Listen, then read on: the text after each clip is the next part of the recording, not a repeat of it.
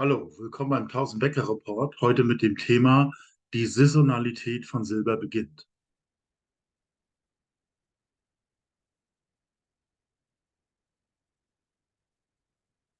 Disclaimer.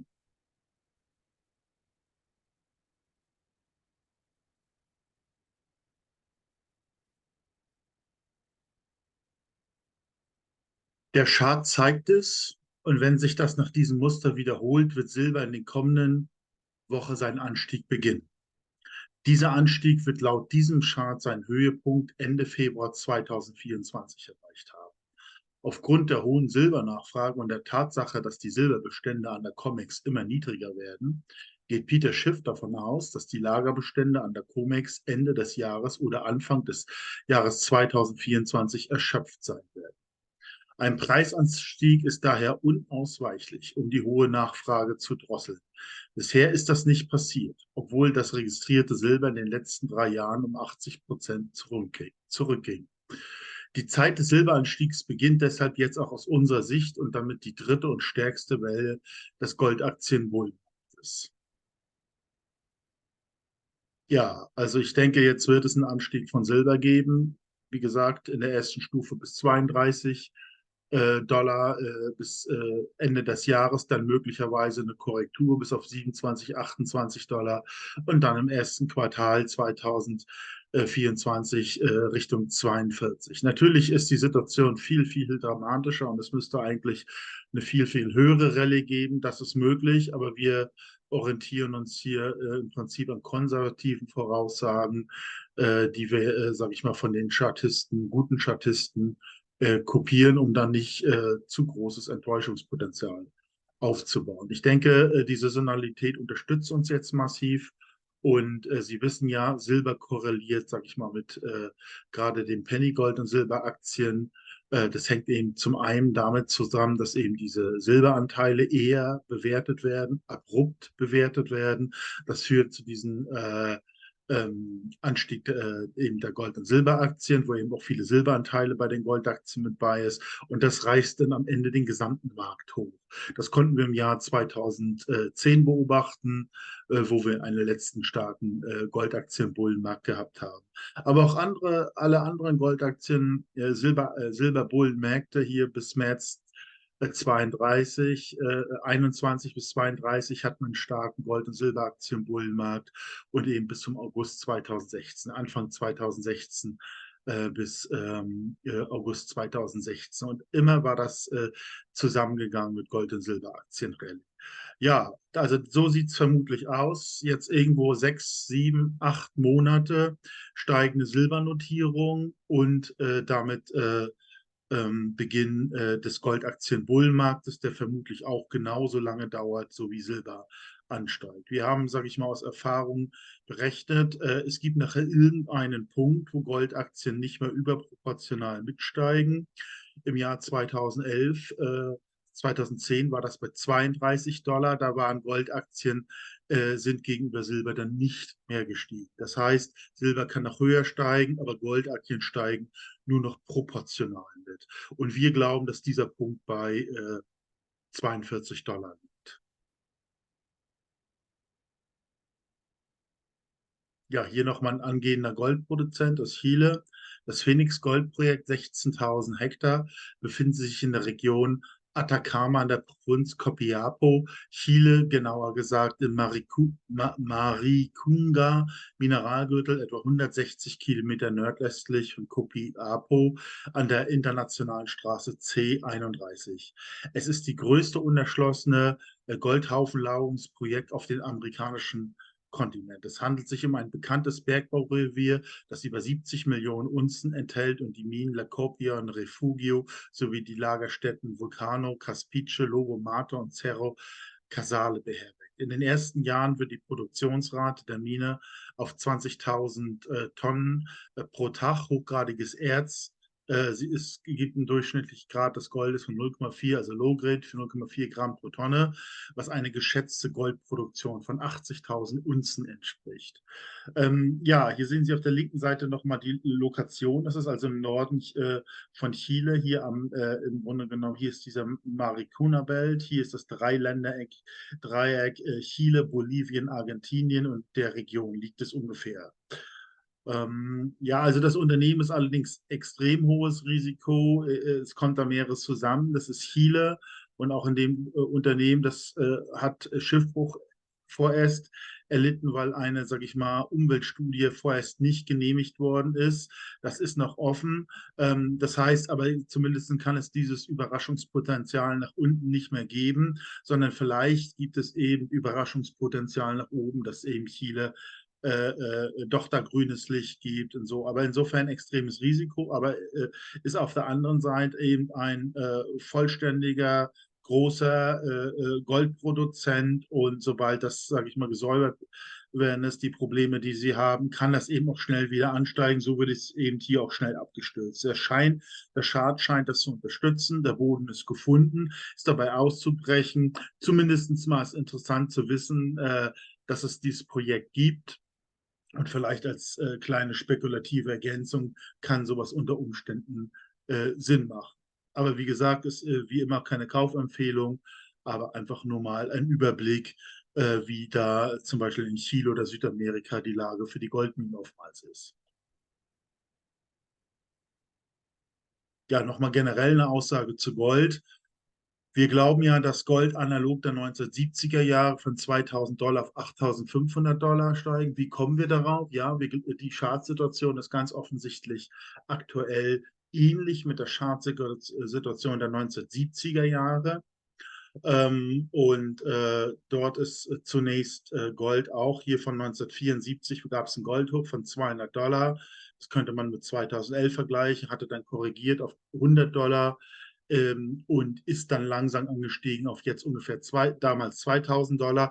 Dann gab es eben noch mal eine große Korrektur und diese große Korrektur war im Grunde genommen eine Korrektur dafür ganz offensichtlich, damit die Investoren nicht an diesen stark steigenden Kursen mit teilnehmen sollten. Ganz ähnlich empfinde ich die aktuelle Situation. Die relativ negative Stimmung für Gold, Silber und Goldaktien soll möglicherweise zu demselben Resultat führen. Sie sollen eben nicht jetzt zum Beispiel an dieser Seasonality-Welle, die ich gerade erwähnt habe, sollen sie eben nicht mit bei sein. Wie gesagt, die Gold- und Silberaktien sind derartig extremst unterdrückt. Da gibt es kaum eine Fallhöhe nach unten und gerade deshalb will man versuchen, das meines Erachtens versuchen, dass so wenig Investoren wie möglich dabei sind bei Gold- und Silberaktien, weil es einfach, wenn der Markt dreht und nur etwas steigt, steigen eben viele Penny-Gold-Aktien in den Dollarbereich. Und genau das wollen sie verhindern, dass die Leute dabei sind. Das ist meine Interpretation. Ja, glauben wir, dass es jetzt im einen Jahr auf 8.500 $ geht? Gut möglich, kann man nicht sagen, kann auch höher gehen, wenn man noch die gedruckten und geschaffenen Geldmengen nochmal in Korrelation zieht. Es gibt ja, Pierre Lessange sagt ja auch 20.000, aber auch für später mehr oder weniger. Aber was wir zumindest erwarten, ist jetzt eben moderater Anstieg, dass sie da ein bisschen Luft rausnehmen, einfach um der COMEX auch ein bisschen Luft zu lassen, dass sie zumindest jetzt, wie wir das gesagt haben, im Q1 nächsten Jahres 42 $ zulassen müssen und Gold geht dann vermutlich auf 2.300, 2.400 mit. Das ist nicht viel Anstieg für Gold und Silber, das holt keinen von der Decke runter sozusagen, aber es ist ungeheuer viel für diese extrem unterbewerteten Penny-Gold-Aktien, die dann alle in den Dollarbereich oder mehr gehen können. Das ist die ganz große Chance aus meiner Sicht. Ja, also was steht bevor? Ich habe das schon erwähnt, moderater Anstieg von Gold und Silber, der sich jetzt die nächsten 8 Monate hinzieht. Das führt eben zu einer Rallye, wie Penny-Gold-Aktien reagieren können. Sehen Sie an diesem Beispiel hier aus dem Jahr 2020, 2021. Da hat sich ja auch nicht Gold verdoppelt oder sonst was, sondern ist irgendwie um 35% gestiegen oder so. Und in dieser Aktie ist dann eben von 2 Cent hier auf 36 gestiegen. Das sind natürlich ganz, ganz, ganz andere Dimensionen als die Bewegung von Gold und Silber selbst. Klar, es ist schwer zu teilen. Sie haben gesehen, die Leute wurden hier nochmal auch nochmal quasi rausgeschmissen sozusagen, um nicht mit bei zu sein. Und dann kam diese Welle. Also auf so ein ähnliches Phänomen müssen wir uns, glaube ich, jetzt einstellen. Ja, die Bewertung ist eben immer noch extrem bei Goldaktien im Verhältnis zu Gold. Auf der rechten Seite sind Goldaktien mit Gold dargestellt und dann sehen Sie, dass sie wie 1996 in dem Bärenmarkt sind.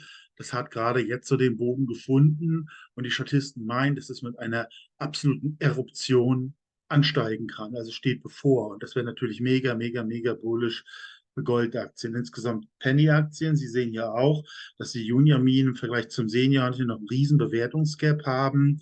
Aber auch das kann schnell abgebaut werden, wie im Jahr 2002. Und das war auch einer der lukrativsten Penny Gold Aktien Rallyes damals.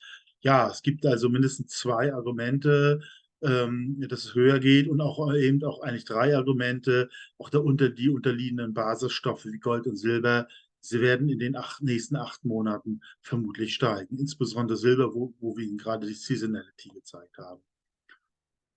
Ja, also wie hätte man 1970 den Goldaktienbullenmarkt optimal gespielt? Ja, ich mag investieren an sich mit wirklich wenig Stress, mit wenig hin und her, sondern einfach strategisch, wenn die Situation das gebietet, Assetklasse wechseln und eigentlich dadurch immer ausreichend Geld zu haben. Das ist Idealszenario, aber die ganzen, sag ich mal, Neuigkeiten oder News, die wir ständig haben und so verunsichern uns. Aber im Grunde genommen ist es doch so, früher oder später, wie damals, ähm, kommt es zu dieser Goldaktienrallye. Die Goldaktien sind extremst unterbewertet. Das war auch damals so. Also man muss im Grunde genommen einfach ständig investieren, gute nachkaufen, verteilen, weiter beobachten, wo wir versuchen ja eine Unterstützung zu sein. Und im Grunde genommen einfach diese Rallye abwarten. Wenn sie dann kommt, ist das schwer zu teilen. Sie sehen das hier, wenn dann erstmal eine Marktänderung kommt, dann kann es fast senkrecht in kurzen Zeiträumen hochgehen. Und so ist das auch. Und wir müssen halt irgendwo dann sehen, dass wir diese Spitzen einfach abstoßen. Das ist die Frage, was man dann mit dem Geld macht. Eben 1980 wäre das eben, oder 79 wäre es eben sinnvoll gewesen, diese exorbitanten Gewinne dann einfach zu wechseln, zum Beispiel in Top-Standard-Aktien oder eben Top-Fonds. Hätte man das eben gemacht, diese Gewinne 1979, 1980 einfach im Berkshire Hathaway investiert, hätte man im Schnitt vor dieser Goldaktienrallye, also vielleicht von 1976 anbegonnen, aus $50 1 Million gemacht. Und das Verrückte ist, das gilt im Grunde genommen für jede einzelne Goldaktienrallye. Das gilt für die Goldaktienrallye von 1993 bis 1996, von 2000 bis 2004, nach der Finanzkrise von 2009 bis 2011. Ähm, Jedes Mal wäre es richtig gewesen, sogar eben auch noch aktuell, seine Gewinne zu sichern, zum Beispiel im Berkshire Hathaway, weil es sozusagen konträr zueinander steht. Und das hätte eben bis zur jüngsten Goldaktien-Rallye hätte das eben absolut Sinn gemacht. Ne? Und jetzt vielleicht beim letzten Mal wäre das dann gewesen, wir hatten 2021 Höhepunkt, selbst da wäre es kein Fehler gewesen, das in Berkshire Hathaway zu investieren und dann hätte man jetzt genügend Geld, könnte immer investieren. Das wäre, sage ich mal, rückblickend seit 1971 wäre das auch die beste Strategie gewesen. Der Wechsel von Berkshire Hathaway und Goldaktienrallye nutzen. Diese Goldaktienrallye nur als Maximierungstools für Top-Standard- und einkommensproduzierende Werte nutzen. Das ist, wie gesagt, das ist der Blick zurück auf eben speziell diesen Bullenmarkt in den 1970er Jahre, aber auch auf die gesamte andere Zeit zurück. Stimmt das? Es wäre immer richtig gewesen, nach der Goldaktienrallye das Geld parken bei Berkshire Hathaway und wenn irgendwann wieder super günstige Goldaktien-Einstiegskurse kommen, reinvestieren. Das ist wie gesagt der Blick zurück. Heute in der Zukunft mag das ein bisschen anders sehen, weil die Risiken möglicherweise noch größer sind. Ja, Ereignis 2, Ereignis 3, um Thema Risiko weiterzumachen, höher die Goldaktien steigen, sind wir natürlich bedroht aus mehreren Gesichtspunkten. Die produzierenden Länder könnten sich vergreifen mit Extrasteuern, Verstaatlichungen. Das eigene Bankensystem erscheint immer instabiler und es scheint auch eben so, dass man besser aufgestellt ist, wenn man quasi seine eigene Bank ist sozusagen, also Gold und mehr Gold und Silber sozusagen hat und dann vielleicht, wenn dann eine Krise oder ein Maximalwert der höheren äh, Magnitude kommt als in den 1980er Jahren, was hier angezeigt worden ist, um dann handlungsfähig zu sein. Deswegen dieses Mal muss man vermutlich die Zwischenstufe oder wir sollten es machen, weil wir die Zukunft nicht kennen, mit den Goldaktien eher mehr Gold und Silber noch kaufen können und beziehungsweise davon leben mussten, beziehungsweise kann von den Goldaktien gewinnen, dann in schwierigen Zeiten auch leben, ohne sein Gold und Silber, das man für diese ganz spezielle Situation vorrätig hat, ausgeben zu müssen. Das ist vielleicht ein Vorteil von Goldaktien auch noch. Ja, eben 1980 war es so, konnte man für 500 Unzen ein Haus kaufen. Sie sehen das hier an den Charts, dass die Chartisten glauben, das wird diesmal noch heftiger. Das heißt, man kriegt vielleicht für eine Unze nicht nur ein Dau wie 1980, sondern mindestens 2 Dau, vielleicht sogar auch 4 Dau. Dasselbe gilt selbstverständlich für Standardhäuser. Damals Mike Maloney hat es ausgerechnet oder nachgewiesen, konnte man für 500 Unzen, das waren dann quasi damals an der Spitze 25.000 $ 1980, das war ja auch noch einiges wert, konnte man tatsächlich in den USA ein Standardhaus kaufen. Und heute, nach dieser Logik, wenn das noch eine höhere Magnitude gibt, können Sie vielleicht damit rechnen, dass es irgendwie um die 200 Unzen ein Haus zu kaufen gibt, ein Standardhaus. Nur einfach von diesen Charts her und von dieser Dynamik her gesehen. Fazit. Multiplikation der Gewinne aus den Ereignissen. Also wir haben hier eben verschiedene heftige Ereignisse vor uns und auf der einen Seite kann man sich von diesen Ereignissen auslöschen lassen sozusagen. Ich meine, diese Rentenversprechungen werden in der Kaufkraft zerfallen, äh, Banken werden schließen, die Aktien werden implodieren, die Immobilien werden implodieren, schwere Depression. Aber Sie wissen ja, Gold wird dann irgendwo seinen Maximalwert erreicht, Silber eben dann auch. Und dann muss man im Grunde genommen mit Hilfe eben jetzt, das macht eben Sinn, mit der Hilfe von Gold- und Silberaktien eben mehr Gold und Silber zu produzieren zum Beispiel. So kann man das sehen.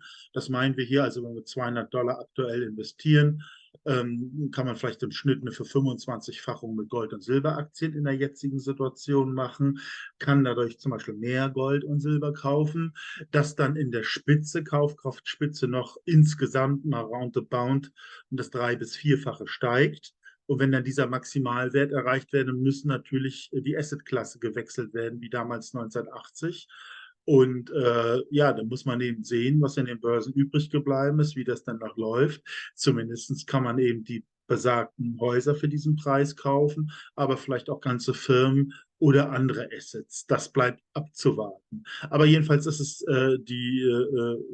das ist jedenfalls der Versuch, aus den vor uns liegenden Ereignissen, wie gesagt, weitere Entwertung der Währung, vielleicht Kaufpanik ins Gold und in Goldaktien Supermania und die dann darauf folgende wirtschaftliche Gesundung, weil wie die auch immer aussieht, dementsprechend diese Dynamik dann auch massiv investieren zu können und dadurch massiv auch produzieren können. Das würde dann hochgerechnet sein auf die nächsten 15 Jahre, macht man dann vielleicht langfristig aus 200 $ 1 Million Kaufkraft. Gerade hinsichtlich der aktuellen Rentendiskussion. Uns wird ja suggeriert, die Lücke ist groß, wir müssen den Vertrag noch machen und da noch investieren.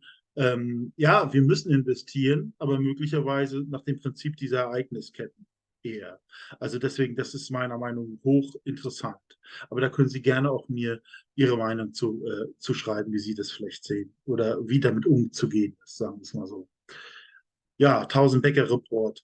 Ähm, also wir versuchen diese Goldaktien nach moderaten, hohen und sehr hohen Risiko zu ordnen, versuchen diesen Potenzialfaktor zu errechnen, um das Wievielfache kann diese Goldaktie steigen, wenn, sage ich mal, ein maximaler Punkt erreicht ist. Eine Exit-Strategie ist auch mit bei. Einlage von Gold und Silber bei Einkaufsgemeinschaften, Unternehmen bis zu jeder Zeit an Gold und Silber kommen, auch relativ günstig. Eine Überweisung, keine Mindestinvestitionssumme, schon ist das Geld in der Schweiz zollfrei, Gold zollfrei eingelagert, genauso leicht ist der Verkauf. Ja, nochmal ganz herzlichen Dank für Ihre Aufmerksamkeit. Würde Sie bitten, meinen Kanal zu abonnieren, wenn Ihnen der Inhalt soweit gefallen hat.